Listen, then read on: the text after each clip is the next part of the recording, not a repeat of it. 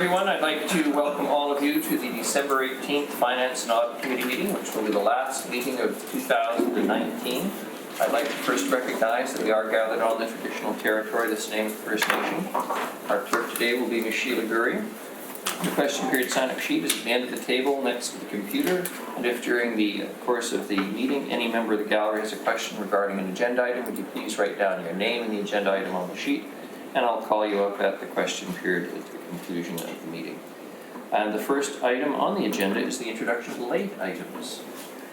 Thank you, Your Worship. So for late items this morning, for agenda item 6A, we are changing the name from Camilla Tang and Ian Tang to Camilla Tang and Ian Namath.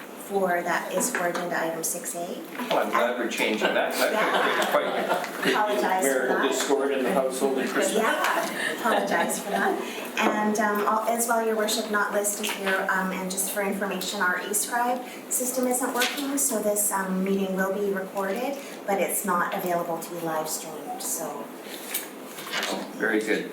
A motion for approval of the agenda as amended. Councillor Thorpe, seconded. Councillor Armstrong. All those in favor? Opposed? Motion carries. A motion for the adoption of the minutes is circulated. So moved. Councillor Thorpe. Seconded. Councillor Martin. All those in favor? Motion carries. We have no presentations, and we're on to delegations, and that is the famous Tang and Namath combination with the correct spellings and designations, please. Proposal for the Boathouse and Paddling Center at Brecon Boat Ramp. Good morning. Good morning.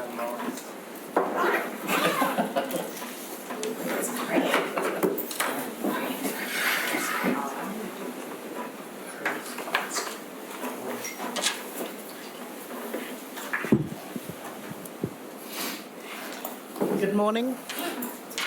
My name is Camilla Tang, and I'm president of the Nanaimo Boathouse Society. And with me is Ian Naimer, architect, who has been advising us from the very beginning on a volunteer basis, for which we are most grateful. And today we thank you for this opportunity to make our presentation of the Boathouse and Paddling Center at Brecon Boat Ramp, and ask for your support.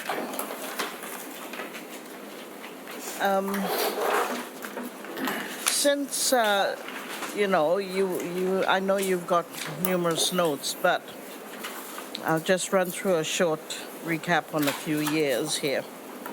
The 2005 Parks Rec and Culture Master Plan identify a paddling center as a facility to explore on the Nanaimo waterfront. The partners included local paddling and rowing clubs and the Coast Guard Auxiliary.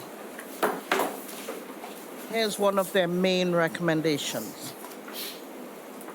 Design the paddling center and rowing course to recognize the high value of any waterfront location and create a structure and program that adds to Nanaimo's tourism appeal while serving the needs of local paddlers, viewers, and marine support services. That was 14 years ago. A smaller version of the concept was completed in 2008 with a boathouse for RCMSAR Station 27 with a small paddling dock attached. Then 8 years ago, again, the idea for a boathouse and paddling center was formed, and again, it was in response to the needs of the paddlers of Nanaimo. A board was established, and with wider research throughout the community, with key stakeholders including SFN, the Newcastle Brecon Neighborhood Association, and project advisors, it became obvious that this idea would serve broader segments of Nanaimo, including other water-related activities plus adventure sports tourism. A concept developed for a boathouse and paddling center strategically located at Brecon Boat Ramp, to encompass a wide variety of uses which would benefit many residents and visitors to Nanaimo of all ages, abilities, and disabilities. A feasibility study was commissioned with MNP and completed in April 2014. We have included some of the findings of the study in this report, but since the data and assumptions used are now over 5 years, some of it will need to be updated. We have prepared a short PowerPoint to include the pressing questions on your mind, such as costs, what benefits the Boathouse and Paddling Center will bring to Nanaimo, economic impacts, community and social impacts, among others. So let's go to the PowerPoint. Ian? Would you like us started? No PowerPoint? Yeah. Oh, there we are. The lights in the building. Summer Palace. That goes back to boat houses in ancient China. And of course, because of my connection with dragon boating, I always reach back to those times. It's very sensitive. Very sensitive. Yes, so they're seeing it real fast. Right,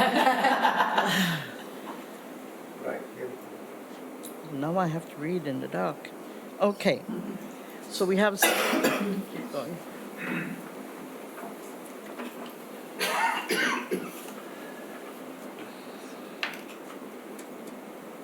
So here we have the site of standing from the land looking out of the proposed, And you can see the Boathouse. upstairs, see it. and there is RCM SARS building down the end. Here is the location itself, orientate on the land going out to over the water.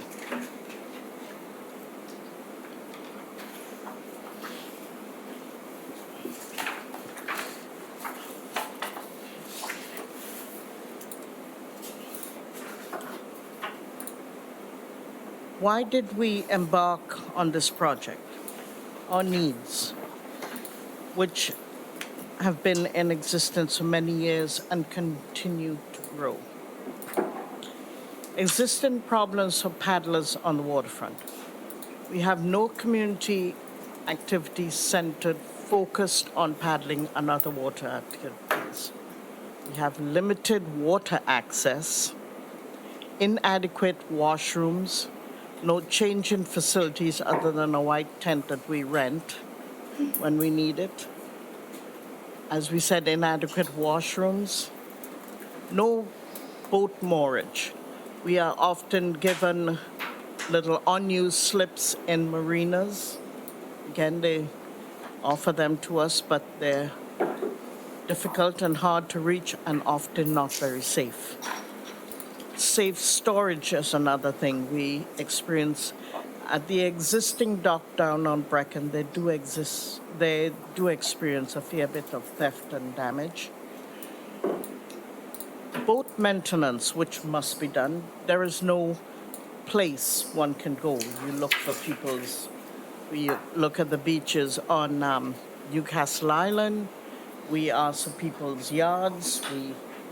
We've been able to have Stones Marina help with that, where they will pull up the big dragon boats that can be cleaned below. And of course, but that is something we have to keep up, our maintenance of the boats. There's no low freeboard docks for safe getting into the boats and out.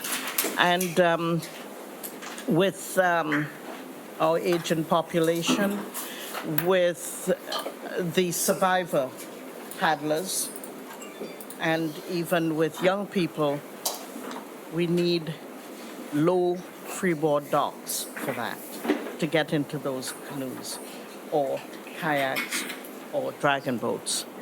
And of course, we have very limited boat security.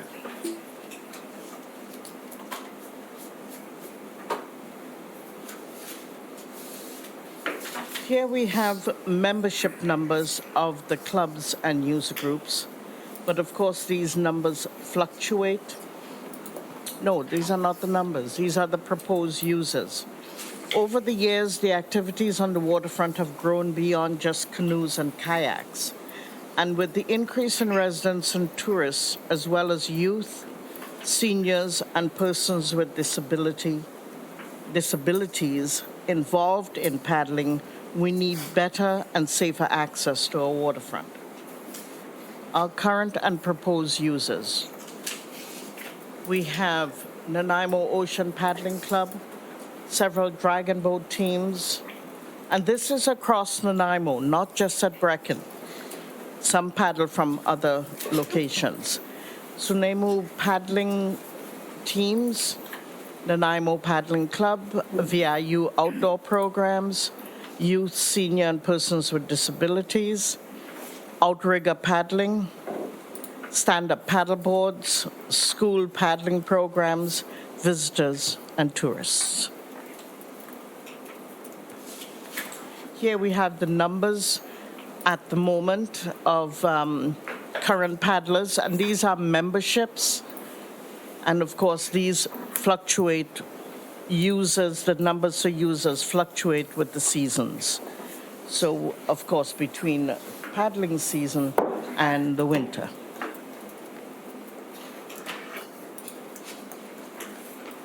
Target markets. We have, of course, the paddlers themselves, the clubs, the members, the teams, community paddlers, tourists, and private individuals. This facility we also see could be rented to other users in Nanaimo for special and clubs for special paddling events and workshops, outrigger racing and festivals, paddling training events, and of course community social events. Paddling related, there is potential for a commercial tenant to provide equipment and boat rental, but that will be down the road and if there is a need.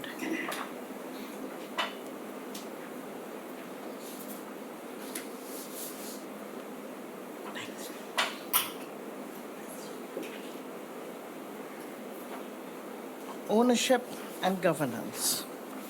The Society is proposing to manage the boathouse under the ownership of the City of Nanaimo. Such a model has precedence in Nanaimo with a co-management or lease agreement, such as the Nanaimo Museum, the Nanaimo Art Gallery, etc. Facility construction costs. These projections of costs go back to our 2014 feasibility study. We did not want to project out saying multiply by whatever percent because of inflation over how many years. We felt we would stay with the figures that were developed at the time. And also say that we would very much like to stay at $4 million for the building and are prepared to make adjustments or changes to stay within that cost range. Now here's the location, the plans we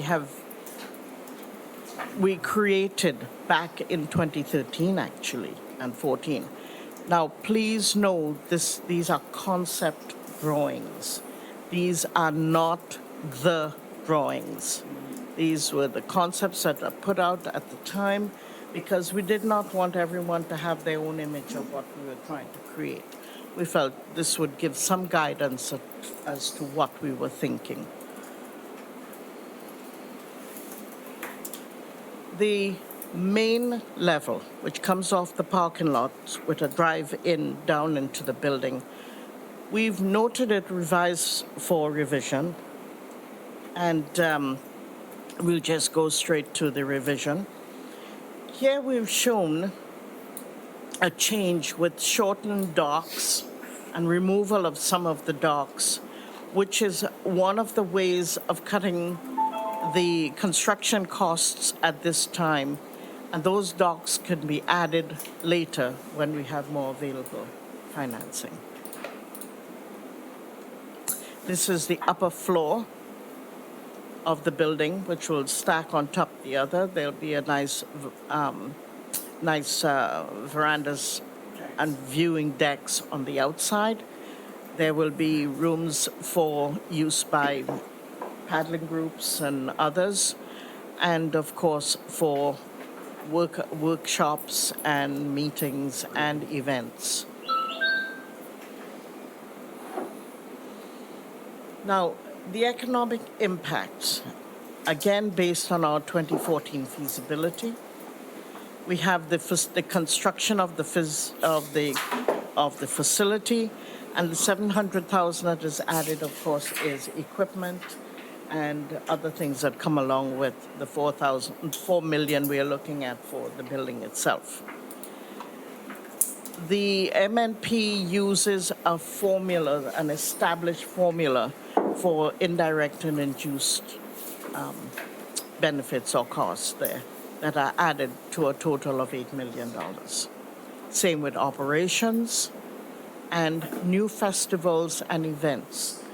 This center would be is a place, and with the gathering of several clubs and paddlers and people who come into town to race or train, give us the opportunity to create new festivals and events. And I think that is vital to this our community. Our paddlers go out to many other places and paddle, and they see the benefits in these other places. Because of our involvement in paddling, primarily dragon boating, but also in outrigger paddling, we personally experience that.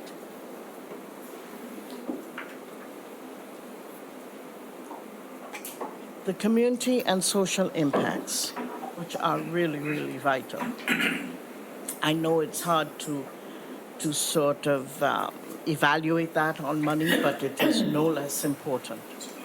A focus for unmotorized motor activity on the Nanaimo waterfront, and a facility to provide washrooms, lockers, safe boat storage, and maintenance space. Multi-purpose activity room with small kitchen and divided partition, so different events can happen. Different groups can use it at the same time. Low freeboard docks for safe and easy access for persons of all ages, abilities, and with disabilities. Youth and seniors programming. We have a very strong seniors program at the moment at Brecken that paddles all year round. And we're looking at an average age of over 65. Active lifestyle, health and wellness, quality of life, all the things we want in Nanaimo. Community building partners, we have SUNEMU and we have VIU, and these are from discussions in the past 8 years. With SUNEMU, I have been staying in touch, but we have not had a face-to-face meeting. I have not had a face-to-face meeting with several of our earlier supporters because I had nothing new to say to them, other than we are still working with the city and we'll let you know. Tourism and product development. This will be a gateway for paddling, adventure touring, and diving experiences. And I say diving experiences because during our early days, the diving community, and especially through the hoteliers, were saying, so what, the divers won't be able to come to the boathouse to drop off, pick up, use it as a terminal? I said, well, it's non-motorized, you know. And they say, well, you know, it would be great if we had somewhere to pick them up and leave them off and hose off their equipment, put their equipment in lockers and that before we head out and come back. And so we added it as a possibility or something down the road as a terminal for diving. Area revitalization, that waterfront enhancement we've been talking about for decades. And we see this as a great point in that enhancement along the waterfront. Increase water activities for the public. Again, we're talking access. And of course, community pride. Now, Ian would like to say a few things. Ian? Yeah. Most of you would know all of the things that are happening in Nanaimo. We're going through an amazing building and construction boom over the last 1 or 2 years and in the future. This is a photograph that's theoretically taken from about 24 stories up, looking at Nanaimo. And in fact, it just goes to show you what some of the developers are actually using to market their products in Nanaimo. This photo says it all, because people coming to Nanaimo to use, to rent and to own property, this is what they are being marketed with, products, pictures like this. They're selling our waterfront. They are not selling anything else. They are just looking at this stuff, and it's here, it's free, and it is our waterfront that we have. We walk around it all day long, every day, and we don't understand how beautiful it is. We are one of the few communities that are blessed with this kind of backyard. This is all protected. It is absolutely beautiful, and I'm not sure how many other communities in the Lower Mainland can actually say, this is what we have to offer, why don't you come here? But the people selling products like housing and so on, this is what they're using. They're using our waterfront to do their selling, and it's truly amazing. We cannot compare this to, I don't know, Maple Ridge or not Penticton, but what you call it? Pickles or any of those places, Coquitlam and so on. We have this incredible backyard scenery and facility. People coming here are looking for a change in lifestyle very often. They want to get out of the rat race. They want to come to a place like Nanaimo, feel safe, and have this kind of waterfront that they can use. And we have it. We don't have to go and create it. We don't have to buy it. We've done a fantastic job in marketing the downtown with the waterfront, development that was done some time ago, the walkways and the shops and all of those things. And people love it. They come to Nanaimo and they see this waterfront and they think this is it. We're selling this waterfront to the people who are trying to come in. I did a quick count on the number of developments that are happening. And I think in the last, what's on the books right now, I think we have almost 1,000 or more units that is going to be able to access that. And that represents a huge number of people and a huge cross-section of the population, young people, middle-aged people, and older people. And this is what they're coming for.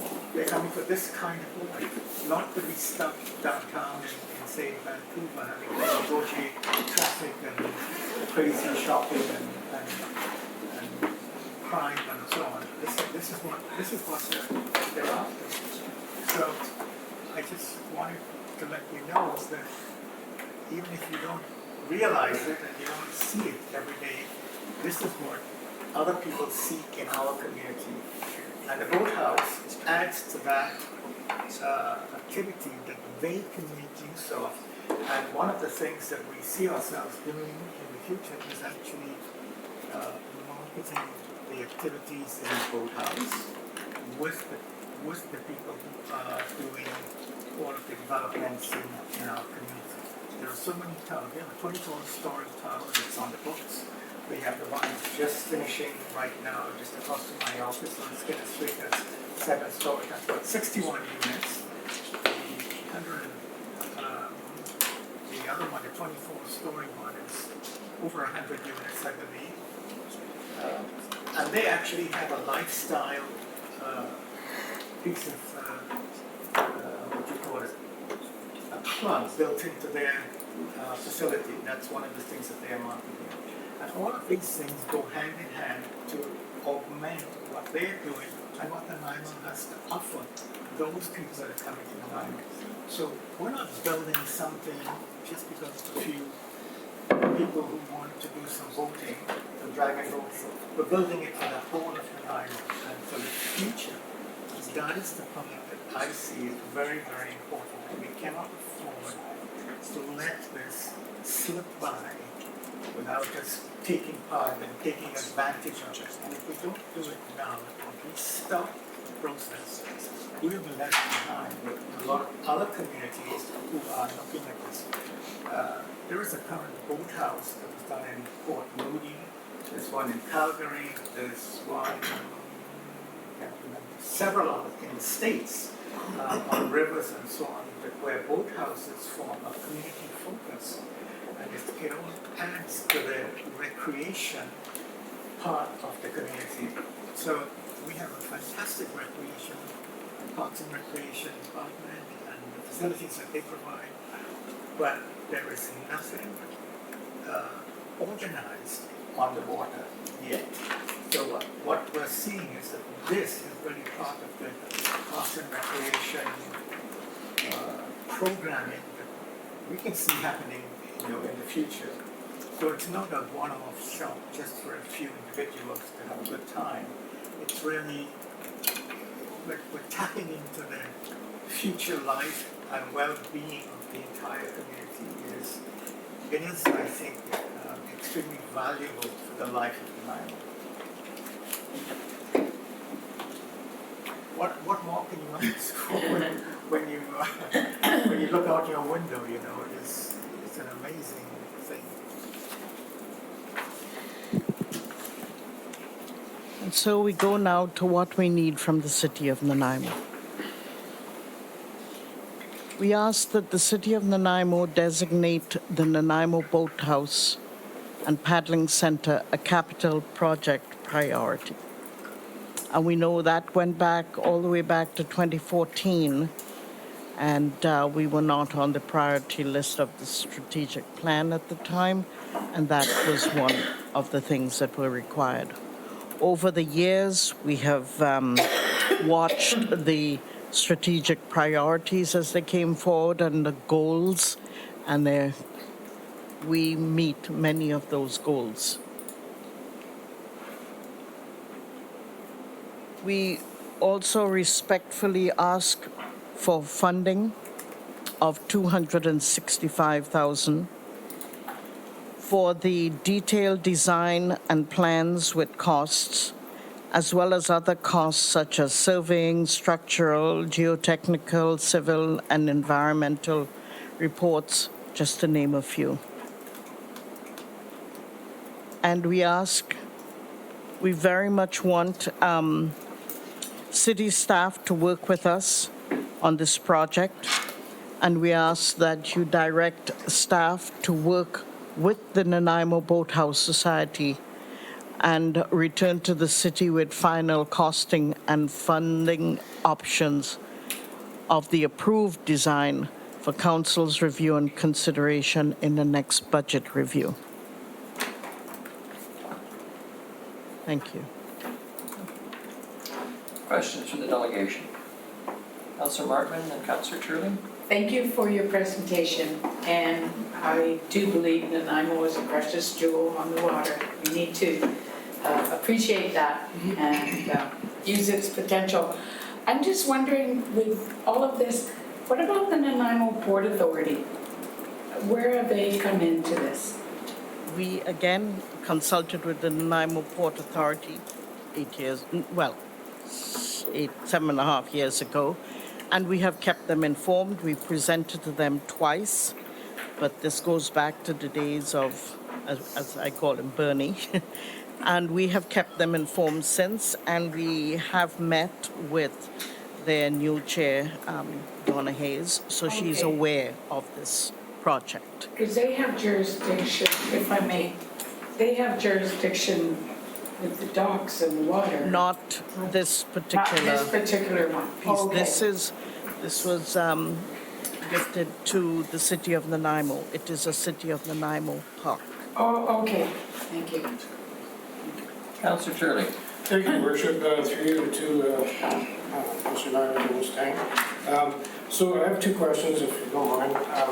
What would be the difference in cost, capital costs, if you took out the kitchen and the meeting room? The reason I'm suggesting that is because it's in close proximity to two pubs and one restaurant. And I have, being a former business person, I have a bit of problems with funding something that potentially be in competition with them.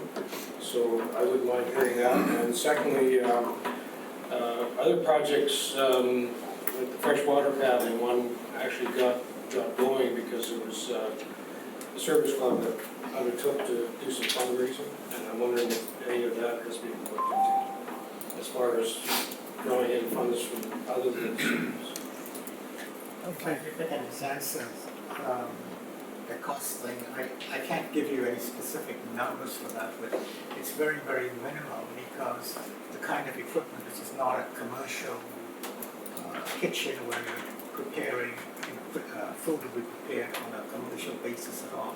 This is just for the convenience of people using the building on a day-to-day basis. It's not, we're talking maybe a stove, microwave, whatever, but it's just a place that can happen. Obviously, we have to have health, authority approvals for that sort of space, but it is not intended to rival any of the commercial outlets in the area that I have.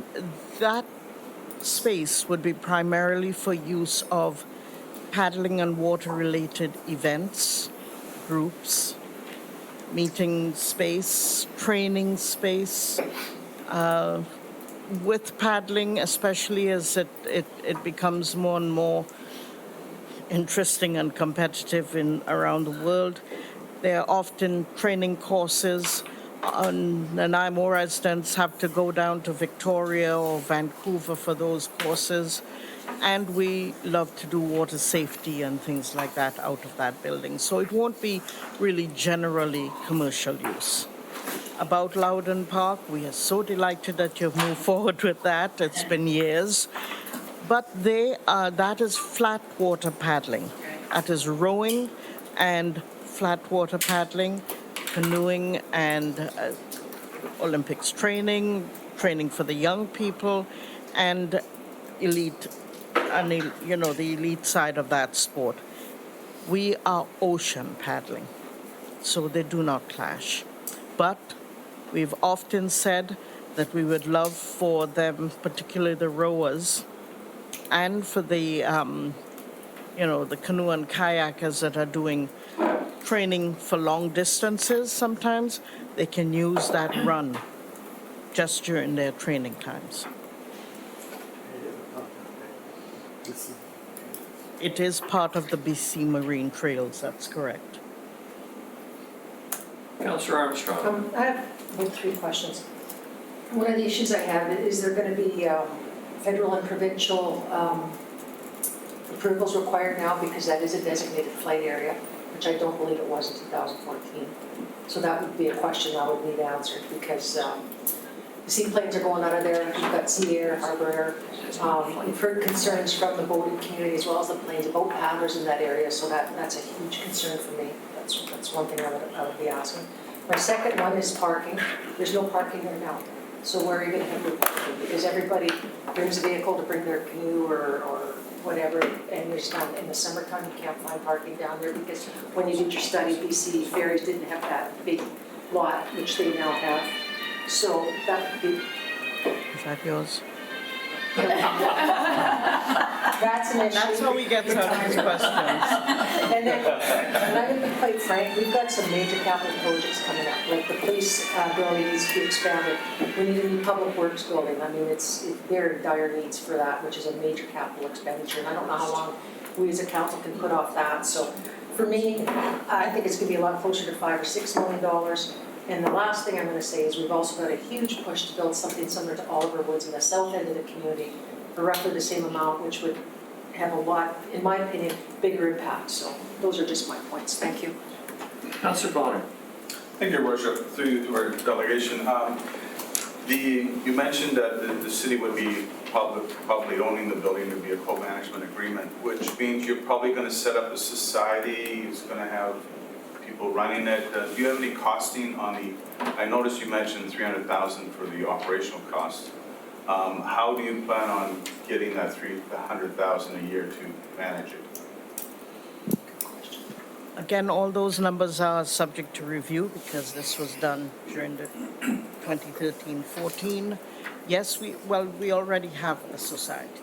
This is, going into its 9th year. And should we have a co-management or a lease agreement to run the place, we do favor greatly that it be done by a non-profit group who are aware and familiar with paddling. Yes, we would be looking at managing and we'd be looking at programming. From the programming, it is expected that the fees for programming, for rentals, for whatever use the paddlers make of the center would pay for their program. So then we are looking at some administrative costs and maintenance. And we are hoping that we get some contribution by the city. At the time it was done, we are looking at up to about $85,000 a year. And as the center becomes busier and more proficient, that it would could reduce that cost.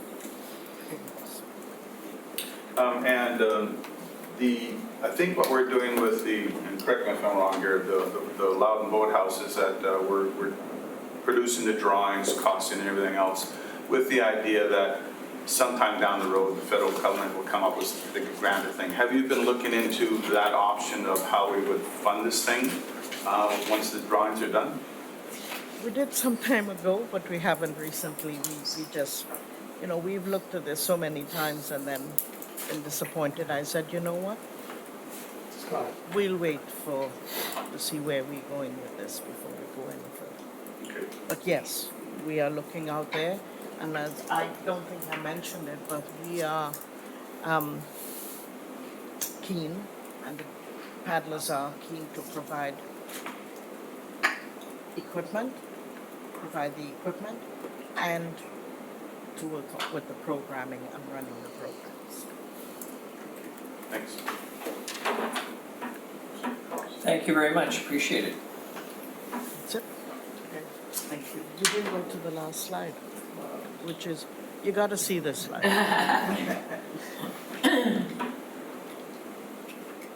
There we go. That's a picture of when the Nanaimo paddlers they spend a weekend on Newcastle Island every year, and we were there. And then in 2014, this was the front of the activity guide in Nanaimo in 2014. A place for you, Nanaimo, with the young people kayaking. We thought it was very appropriate. Thank you. Thank you. Thanks very much. Thank you. Thank you. The next item of reports, the 2020 Culture and Heritage Grant recommendations. Mr. Harding. Mr. Barfoot. Thank you, Worship. Just before, That's all right. I'll excuse myself for this. If you comment from you guys. So, okay. So I'm assuming that we're dealing with them all at one time, is it? Okay, so I have to. Yes. You're falling like 9 pins this morning. Well, I quit everything.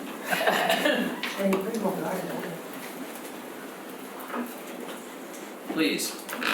Thank you, Bishop. Again, bringing this forward as we make our transition from planning to arts, recreation, and culture. We've got a few staff here that can help answer any questions on the grant process. Finance and audit meeting before it goes to council for ratifications. So again, Mr. Barfoot's here to answer any questions on the review process and answer anything on the overall program for council. Any questions you have? Well, I want to ask a question. Who's the Island Consort Society? What do they do? Island Consort Society, well, cultural group in the community that I believe it's a choir. But it's a good question, Your Worship. I just never heard of them. I'm familiar with everybody else, but I didn't think it was an organization for princes to, you know. Sounds like fun.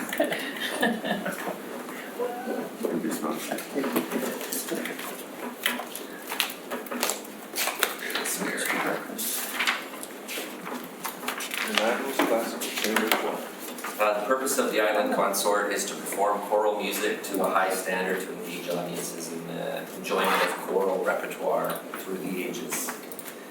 They were formed in January 2007 by musical director Bruce Farquharson to provide the vehicle for local singers to come together and sing early music to perform that classical repertoire for the public.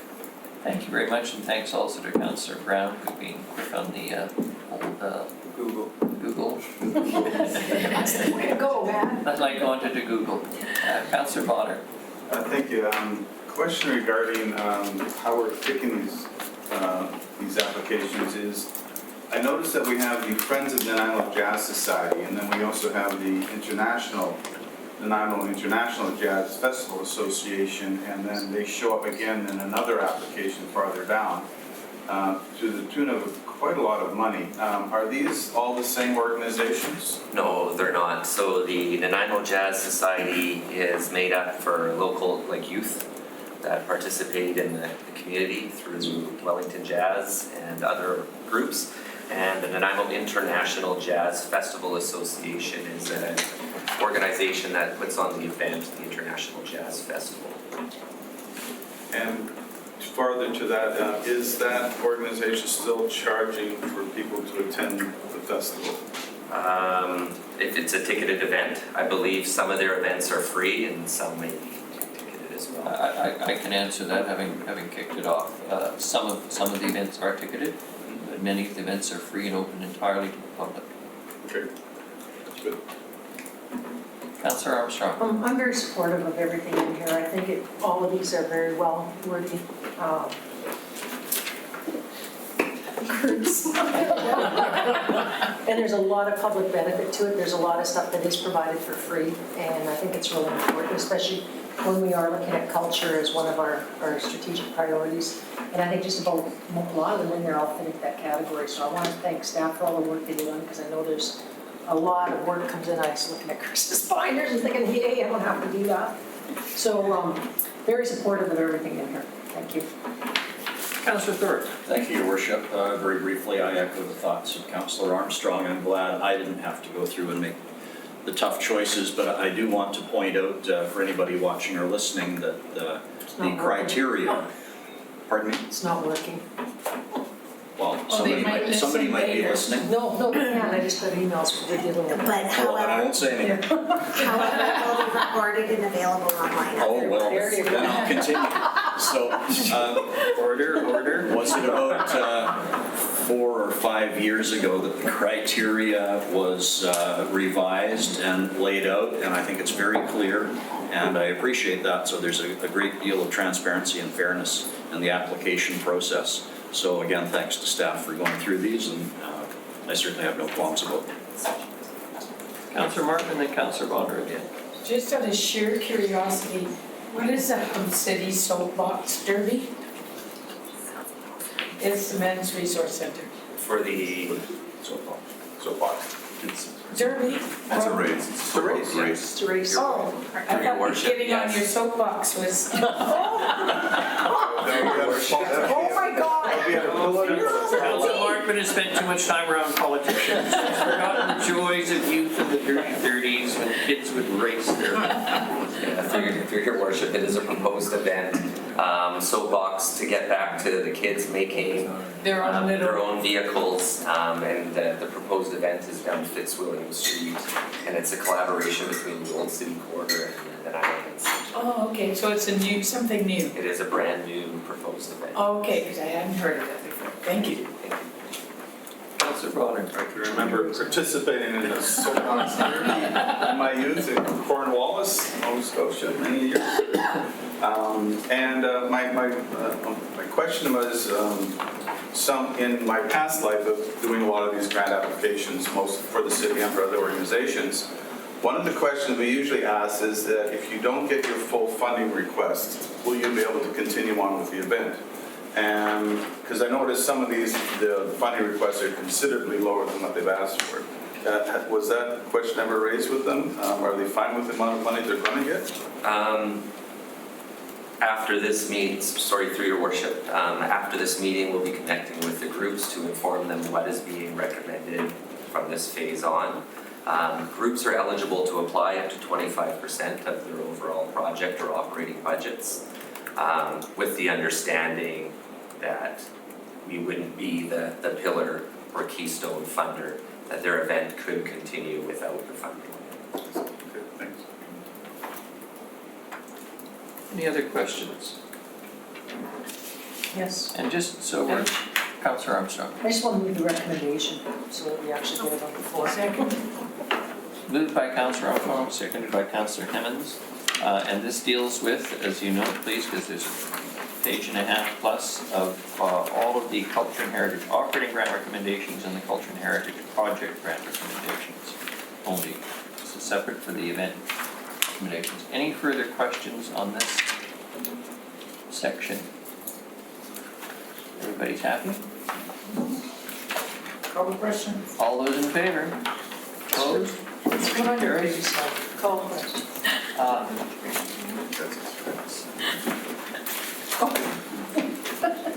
Let's see if we can pick up a couple more councillors. It's great being in a small town.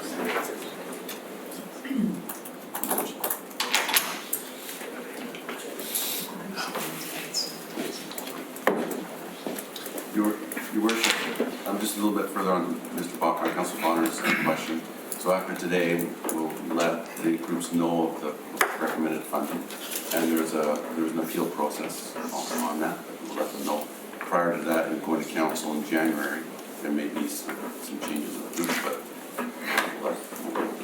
between now and the time it's in front of council.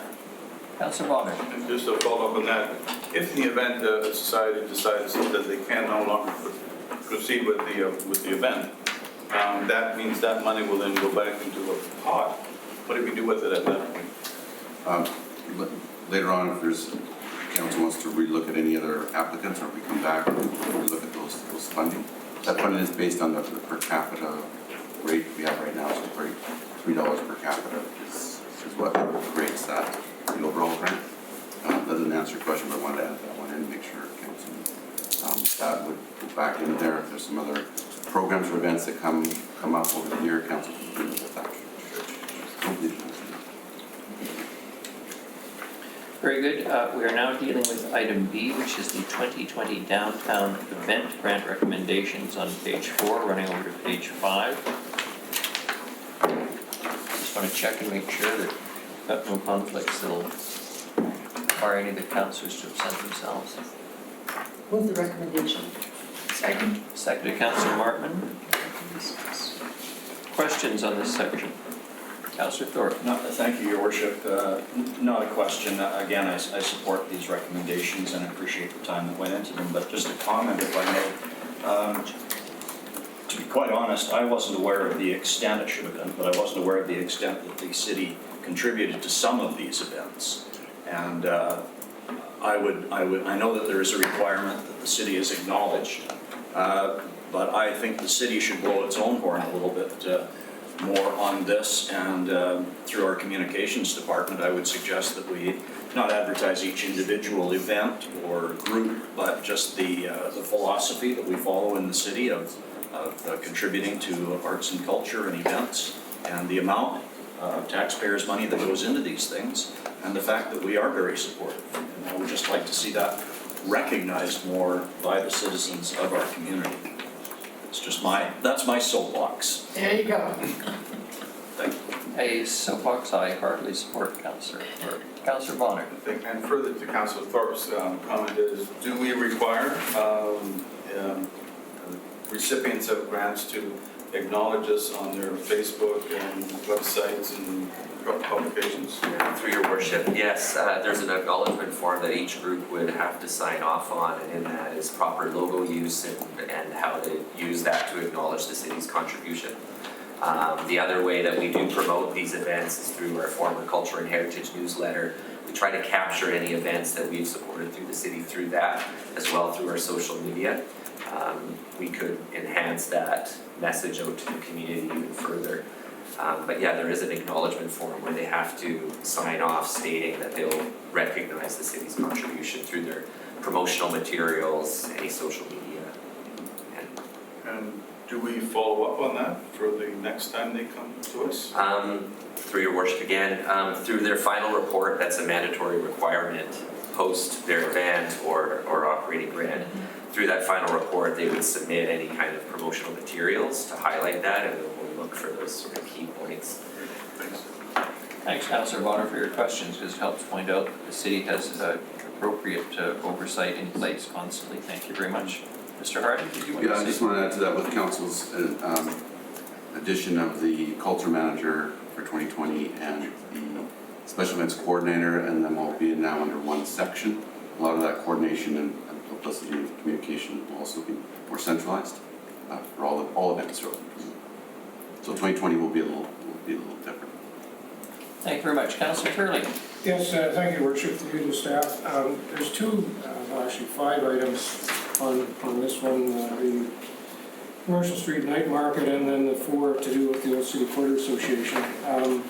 Do we require any financial statements for these events, and if so, do we determine what percentage of the cost to put these events on is come from the city, or do we have a plateau that can't go beyond that? And the reason I ask that is because as a past chair of the NCCA and involved with downtown, I was always of the opinion that taxpayer dollars should not be going into commercial advertising and events, and I still believe that. So, however, if it's for the use of a broad range of the community, a portion of it could be, in my opinion. Through your worship, Councillor Shirley, that's a really good question. So groups are eligible for the downtown event one, so culture and heritage is 25%. The downtown event one is, groups are eligible to apply up to 35% of their project. The intent of these grants and the funding is that these groups would then leverage that funding for other sources. A lot of them will go to provincial or federal grants for the bigger, larger projects, or some of these other ones will go to local businesses, or if the event does tend to generate any type of revenue. So they have to show that 65% is coming from other sources. Thank you. Your worship. Mr. Hardy. And just, I'm sure council's aware, so this is a relatively new program. I think it's our 3rd year. This is the 3rd year, and this is really, as BIA was dissolved, Yeah. this funding went as supplement from what used to go to the BIA programs for downtown events. So that's what's separate than the others. It's relatively new. So if I could just add a follow-up, I don't mean to be picking on any particular group, but the downtown area, of course, is looking into a BIA, so hopefully that'll come to fruition. But I'm hearing rumors, and I don't know if it's true or not, that the Old City Quarter has a BIA. I can't believe they do, but do they? Okay. Yeah, they did it for membership. Ms. Dury. Thank you, Your Worship. So yes, the Old City Quarter did go through the BIA process, which was a vote for, and it was through the community charter, and they did establish one in 17. So it was about, yeah, because the initial one was running out in 2018, and then it got canceled, which I assume canceled because they were together. So it would have been canceled, and they would have had to renew. Through your worship to Councillor Turley, so the downtown BIA was, so it was possibly 2018 then when they did it. Yeah, that's I'd have to look at it, but they have their own BIA. Thank you. Councillor Armstrong, did you No, just say anything? no, No? Good. Through your worship to Councillor Turley as well. Sorry, this grant is really intended to impact the downtown core, so the parameters or the perimeter, the boundaries that we look at is what was formally put into that BIA. And the intent of the grant is to have that impact into downtown, whether that be economic or bringing people to downtown. It's to bring those that have that impact to the downtown, that boundary. And there's sort of three entities in that downtown that we currently look at, and that's the Commercial Street, the Old City Quarter, and the Victoria Crescent are the three groups that we will go after those. And I applaud, I just want to make sure that we're not doing it all. Thanks, Councillor Turley. Anybody else? Motion's been made. All those in favor? Opposed? Motion carries. The next is Heritage Home Grant Application 442 Milton Street. We know Mr. Lindsay isn't here. Just go to Ms. Vogel-Singh, please. Good morning, Council. What you have before you is a consideration for a Heritage Home Grant application. As you're aware, the city has a grant program to help protect and preserve different heritage assets, including homes that are on a heritage resource. And so this application before you is for 442 Milton Street. It is for upgrades to the home for keeping their original windows in good shape.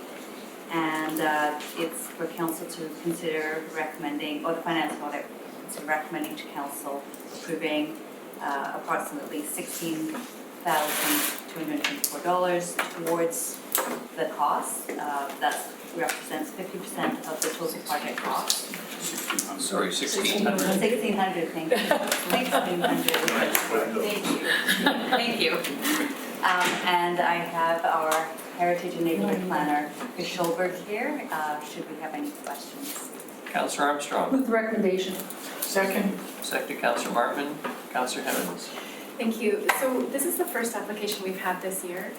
It's, it just doesn't seem like a, is it the second? Yeah. Okay. Yeah. We still have $5,300 left in the budget.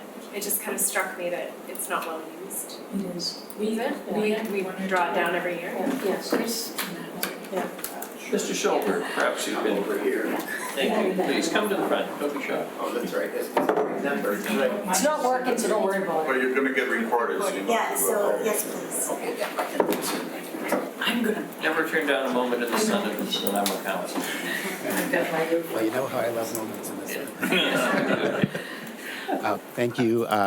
Yes, through Mayor Krogh, the answer is it's actually this is the third application that's been considered this year. We have grant money up to $12,000 every year, and we can do up to four grants a year. In this case, this is the third so far. My apologies. I was reading the $7,000 budget as total, but that's what we had remaining when this came in. That's what's Okay. remaining, yes. Thank you. Yeah. Anything further? All those in favor? Opposed? Motion carries. Thanks, Mr. Schulberg. Ms. Vogel-Singh. The next is the 2020 Social Planning Grant Recommendations. Ms. Vogel-Singh. Yes? I'll just go with the recommendation. Okay, again, through your worship, what you have before you today is recommendation to approve $85,000 worth of social planning grant applications, broken into two different sections. We have the social response grants, about $60,000, and those are intended for larger impact projects. And then we have $25,000 allocated for small initiatives. So what you have before you is staff's recommendations based on our strategic priorities and projects that staff assessed as having the best impact related to those priorities. Moved by Councillor Armstrong, seconded Councillor Hemmings. Discussion, questions, Councillor Bonner? Thank you, Your Worship, and through to somebody. My question here is, in the past, where we have been reviewing grants and they were in committee structure, you had a broad section of people from the community who had fingers in various other organizations.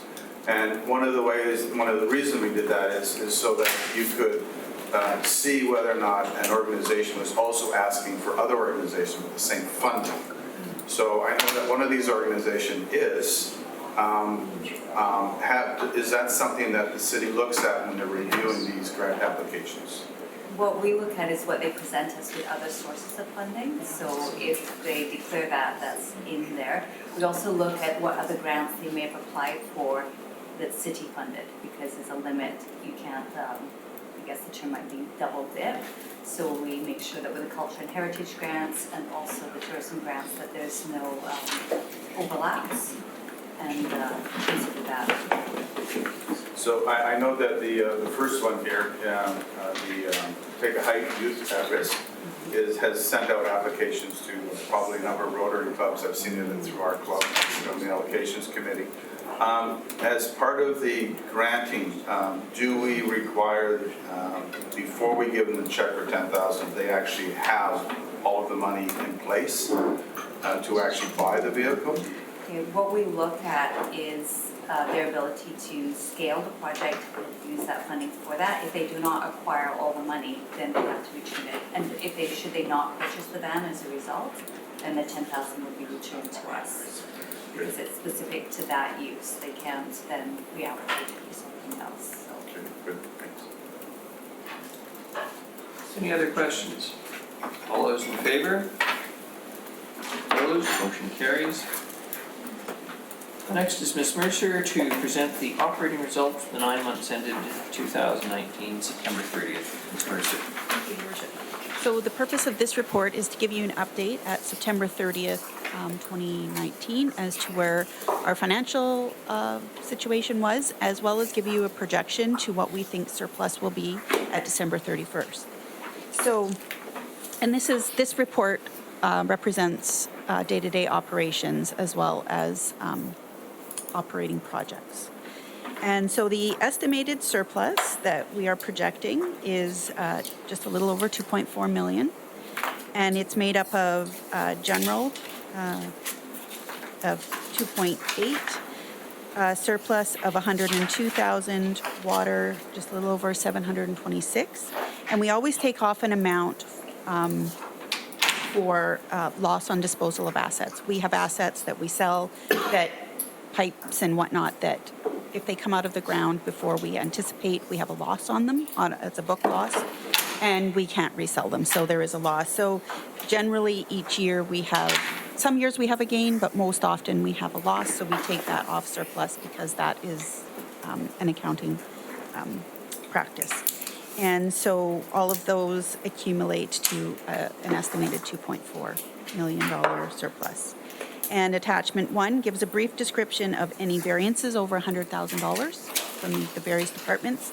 And attachment 2 gives an overview of all the variances for all the departments. Some of the biggest items in each category. So for the general operating fund, investment income was $625,000 more than we expected. Interest rates went, lots of our investments are 3-3-year investments. So when we initially invested with them, interest rates were lower than they are now, a little bit higher. We're getting a little bit better rate return, and that fluctuates depending on what Bank of Canada does. Building inspection and business license revenues were also higher than expected by about $527,000. So those were the two bigger contributors to the 2.8 estimated surplus in general. For sewer, 102,500 is expected surplus. We have a contingency in there that's not expected to be used of 71,000, and we have higher revenues, sewer rate revenues by 30,000. In the water fund, we have an estimated 726,400 of surplus, and 500 of that is water user fee revenue, and again, some contingency that's unexpected, that's not expected to be used, of about 115. And We do know at the end of the year, we will need about $700,000 to top up one of our reserves. So, and that will come out of the general surplus. So that is a recap of where we're at this point. Any questions? Councillor Brown. Thank you, Your Worship. Through you to Ms. Mercer. There's a lot of thoughts in the community that you should use your surplus to lower the next year's tax rate. I was just wondering if you could explain why organizations, governments typically do not do that. Councillor Brown is going to do exactly what I was going to do. Your Worship, to Councillor Brown. So if you did that, you would see some years we generally have a surplus, but it depends what happens during the year. Some years it's higher, some years it's lower. If you use that, you wouldn't have a smoothing effect. You could have some years were higher, some years were lower, because you still need an amount to operate, and how much you subsidize that, in a sense, from a previous year's surplus, you can have higher and lower. It would really impact your increase per year. If you use that money and you put it into reserves, you can use it to purchase land or other capital projects that would otherwise perhaps be funded from general. So it's a smoothing effect, basically, for your tax increases. And you're still using that money, just maybe not at the time you had thought you were going to use it. It still reduces taxes by funding projects or initiatives that would otherwise come from taxes. Thank you. Councillor Bonner. If I can help out with that, because I've been paying attention to this. In addition to that is if we're raising our taxes 2.5, if we use this surplus to lower it to, 5.2, we use it to lower it to 4.2, next year we'll have to make up that 0.1, like a 1, because we won't necessarily have the surplus to cover it. That's right. So we'll be continually falling behind. Because it's not guaranteed that you're going to get it. I do have that. Unfortunately, I still don't have the loss thing down, okay? So I know you explained to me before, I still don't. My question here is I'm trying to define it. We had 3.4 million, it was probably 3.6 in overall surplus. You're writing off 1.2 million. And does that 1.2 million then get reallocated to the departments where the pipes were sold or pulled out of the ground from, or does it just disappear? It gets absorbed into the departments, but it's an indirect cost. So it's not a direct operating cost, but it is allocated to the various departments. And then it's an accounting jargon that I know we still have to figure out how to explain that better. But it gets absorbed into their operating budgets as an indirect cost, and then it comes through into the balance sheet when we take the assets off of the books. So 1.2 million actually doesn't disappear, it actually gets used up, spread out. It's spread out over the departments, and then when we go to when those disposals come off the so it hits the income statement and the balance sheet, and So in 2 years from now, I'll explain it. Yes, exactly. I think they'll be explaining it next year. Any further questions on the operating results? I do actually. And it relates to our next item, is there's a facilities planning maintenance loss of $182,000 that was explained due to vandalism. And in our next part, there's a number of projects that have been canceled, and almost half of them happen to be with CCTV, television monitoring, and security. And I'm wondering if those hadn't been canceled, would that number be lower? Like how, those seem to all to deal with vandalism that have been canceled, and then our vandalism is quite high. Through your worship, Councillor Bonner. So there is a privacy issue, I believe it's a privacy issue with the security cameras. And we had projects on the books, and then we had to go to get permission to put those cameras in, and we are not allowed. Ms. Gurry can probably give you more description on that. Ms. Gurry. Thank you, Your Worship. So unfortunately, or fortunately, privacy matters. So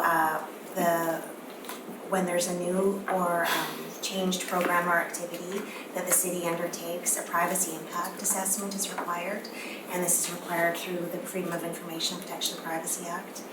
And the privacy impact assessment to impact the privacy weights and benefits of a CCTV system has to be sent to the Office of the Information and Privacy Commissioner. So they are reviewing that privacy impact assessment. Upon determination, they will say, yep, it's okay, yep, it's not. However, with any CCTV program that we have throughout the city, we have to look at that every year and analyze if it's still viable, if there's less intrusive ways that we can get the same result. And we can't just do it because we think it will help. We have to show that there's been an impact and that this actually will help with that impact. So there's lots of governmental privacy rules we have to follow. That is why some of them aren't going ahead right now. So if I follow up, so is there a possibility they'll go forward in the future if we get permission? Okay, if we don't, can we send the Privacy Commission the bill for 180? Councillor Thorpe. Thank you, Your Worship. If you don't mind, just to satisfy my curiosity, it sort of goes to Councillor Brown's earlier question regarding the surplus, because the other comment we often hear is, wow, 2.4 million in surplus, that seems like a lot, which of course it is. But in an overall budget of 200 million, it's really not a lot, especially considering, as we all know, that we're not allowed to run a deficit. But my question is, just for my curiosity, if the projection for the end of this year did in fact show that we were going to be in a deficit situation, what would we do? Would Mr. Bailey come running into the room screaming and waving his arms? Most likely. And what could we do? And has it ever happened? I'm not aware of it. Through Your Worship, to Councillor Thorpe. So that's what we have our reserves for. In the past, in the water in particular, the water fund, we have had a situation where we did have a deficit because we had like a wet year where we didn't have our revenue expectations were lower than what they actually turned out to be. And we pull from our reserves or our unallocated surplus at that point, which is now into one of our stability, financial stability reserves. So if we had a deficit, we would pull from that financial stability reserve to get us into a surplus situation. And then we would have to plan in our budget the repayment back to that reserve in future budgets. So again, it's an evening. It's an evening, yes. Right. Yes. Thank you very much. I appreciate that, and I appreciate the work of our finance department in keeping us close to the line, but in the black. Thank you. Any further questions on this report? Thank you very much, Ms. Mercer. The next, you're going to report on capital project results for the 9 months ended September 30, 2019, please. Thank you. So the purpose of this report is just to give you a status update on all of the capital projects that we have in the city for 2019 as at September 30th. So we don't have projections on these, it's just a status of the project. So the projects are broken down into 4 different categories: completed or substantially complete, in progress, not started or delayed, or other. So we have a total budget for capital projects of just over 86 million. We have spent or committed just about 54 million, and funds still available to be spent are about 32 million. So attachment 1 gives a brief outline of for projects with a variance of over $1 million. And attachment 2 gives you an overview of the listings of all the projects in each category.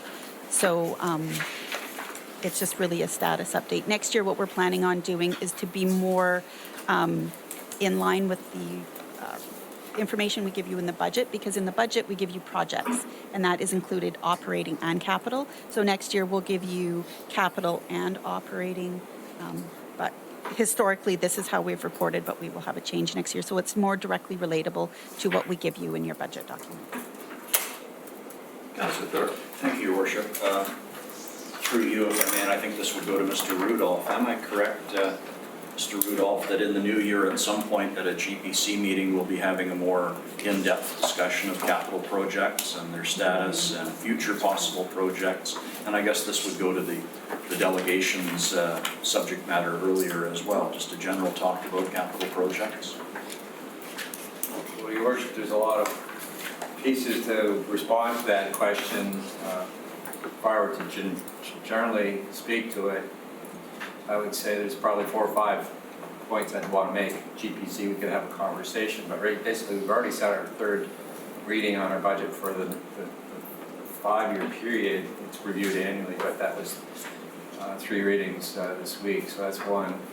Number 2, we do have asset management plans are being updated, including the Parks, Rec, and Culture, and that type of thing. So there's a whole process going forward that will reprioritize and prioritize whatever our capital projects are.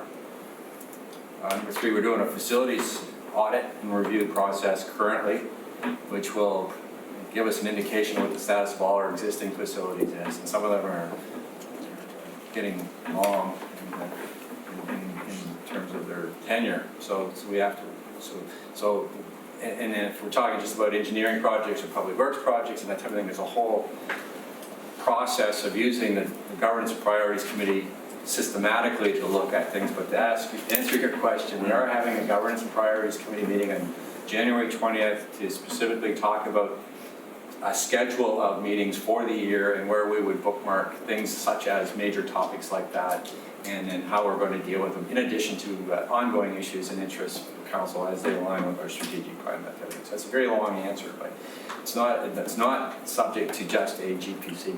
There's a lot of things, there's a lot of balls in the air with the city right now. We need to make sure that you're comfortable in understanding what all these processes are, and understand when you get asks and issues come up, and where our financial position is to deal with it, and what is our process to deal with that, grants and all those types of things. So I wouldn't want to say we hinge everything on the GPC meeting, and that just doesn't really cover enough of the basis. This is a multifaceted story.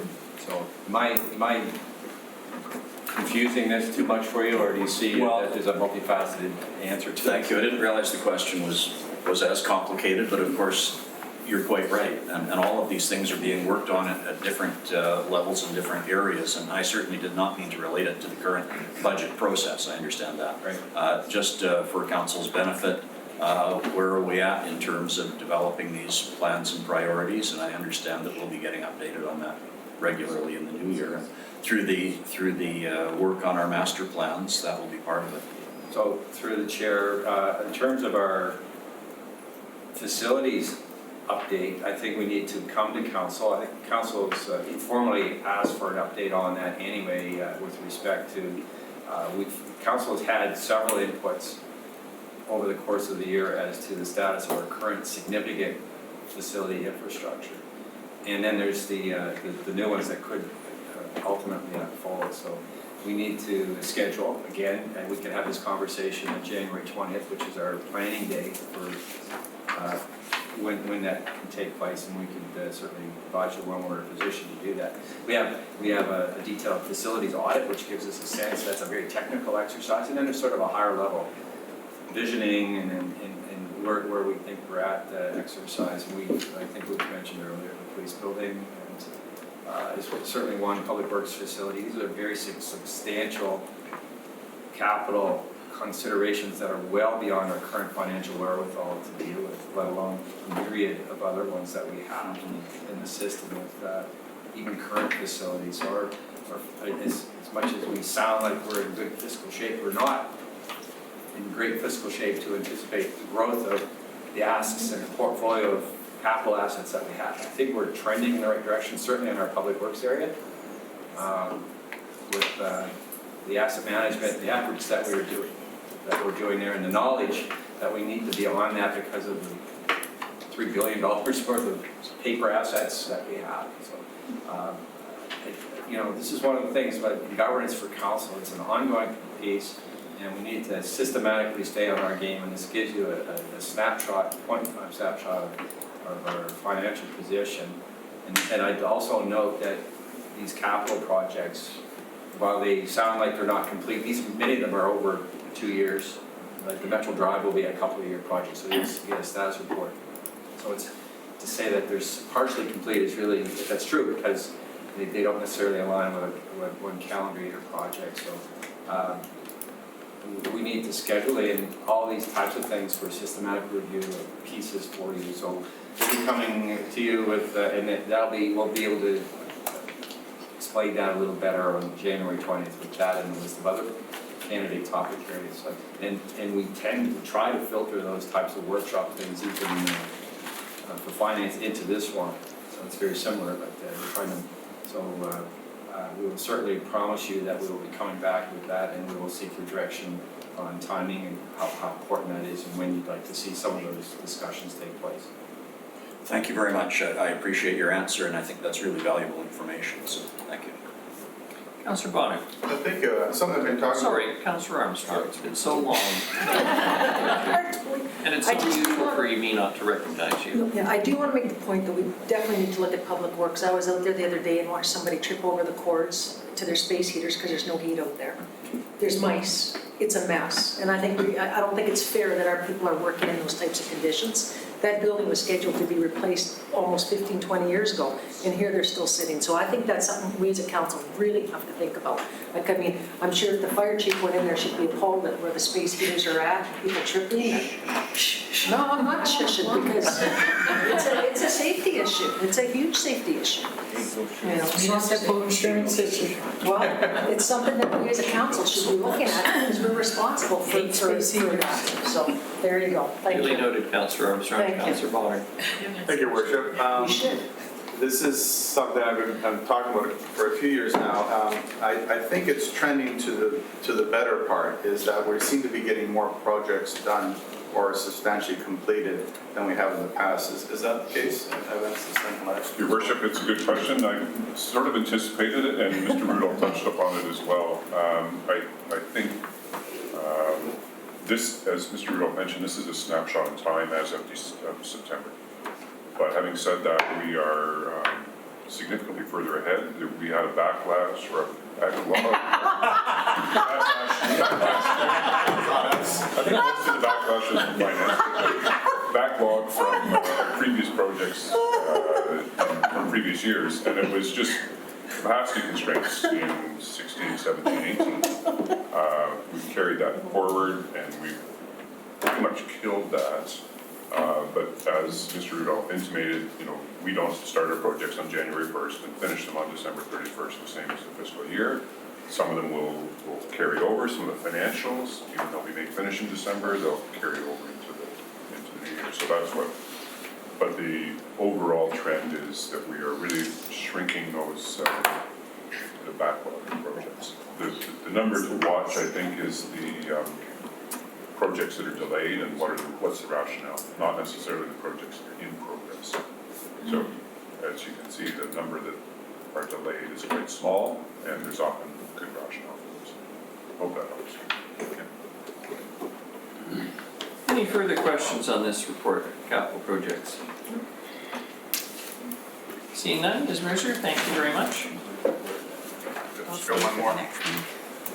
You trying to hide this one? No, I'm saying thank you very much. I'm not. Yeah, me neither. I'm only at 5. You'll get this chair eventually. Council expenses for the 9 months ended September 30th. Mr. Ms. Mercer, there's the happy one that everyone will be paying attention to very closely. Yeah.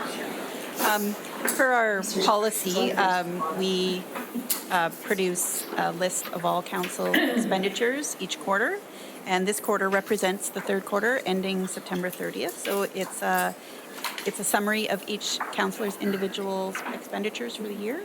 And as you've all seen a copy of this because we reach out to you before to make sure that we have an inclusive list. So it's here for information, and it will be posted on the website later today.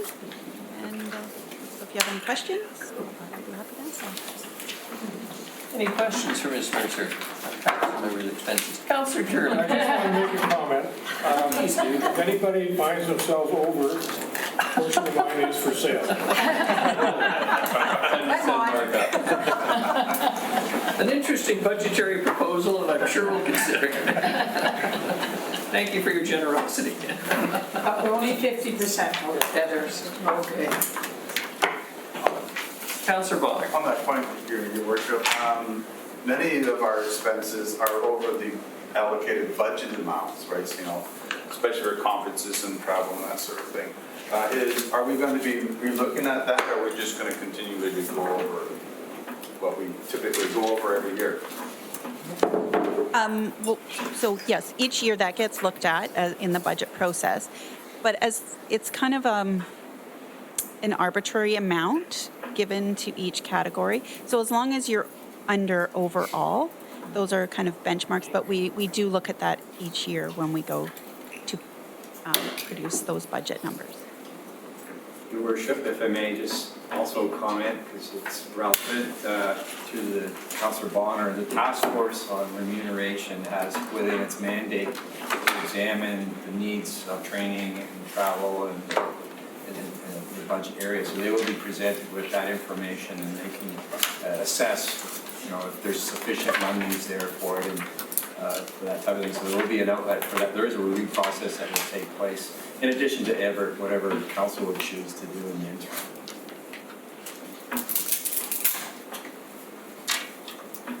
No questions, no comments? No legal fees. Well, I do know that mercifully none of us have had to consult lawyers, so lumps of coal and all the lawyers' stockings this Christmas. Thank you very much, Ms. Mercer. No other business? Question period? There's no No questions. questions. So this is the last formal gathering of council for 2019, and I'm tempted to let anyone say anything they wish to at this point, because I'm chairing this meeting and I get to do that. Motion to adjourn. Mary second. Councillor Kesselbrock. I'd like to say Merry Christmas to everybody, and it's been a pleasure working with everyone throughout the year. And it's like there's a council family, but then there's this family that's the tables here that we see a lot every week. So thank you very much for a very pleasant work environment and the hard work that's been done. Echo your words. Good words. If I may say, because I'm going to anyway, and you all want to say something. It's just so And I'm going to pull the old man thing out this morning. The old person. Let's be gender neutral in this. I've had the pleasure of working in many places in my lifetime with many groups in both the private and the public sector, and nonprofits and boards, etc. And I must say it's been a source of great pleasure for me to wake up every morning and think that I'm going to be working with this particular council and the staff of this city. I say to all of you quite sincerely, it is a genuine pleasure. So if anyone's getting any hints that I'm planning to retire, no, I'm not making any commitments about my future, but my standard saying to people is, if you're getting up 5 days a week to go to work and 3 of them you're saying you want to stay working, then you should probably stay working.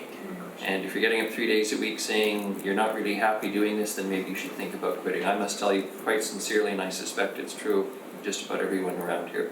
5 days a week I wake up, and more than that, unfortunately, sometimes. And I can honestly say I look forward to working with each and every one of you. You are a credit to this city, each and every one of you, and I hope all of you have a wonderful Christmas holiday and a much-deserved break. And that Chief Fry's people in particular face no call-outs, that maybe they will have a quiet Christmas too, which would be wonderful for this whole community. So, and as Tiny Tim observed, and politically incorrect to bring religion into anything, of course, but I can't resist. As Tiny Tim observed, God bless us everyone. Here. Motion to adjourn. Second. Councillor Brown, second to Councillor Martin. All those in favor? Motion carried. Thank you. Also. Here, then,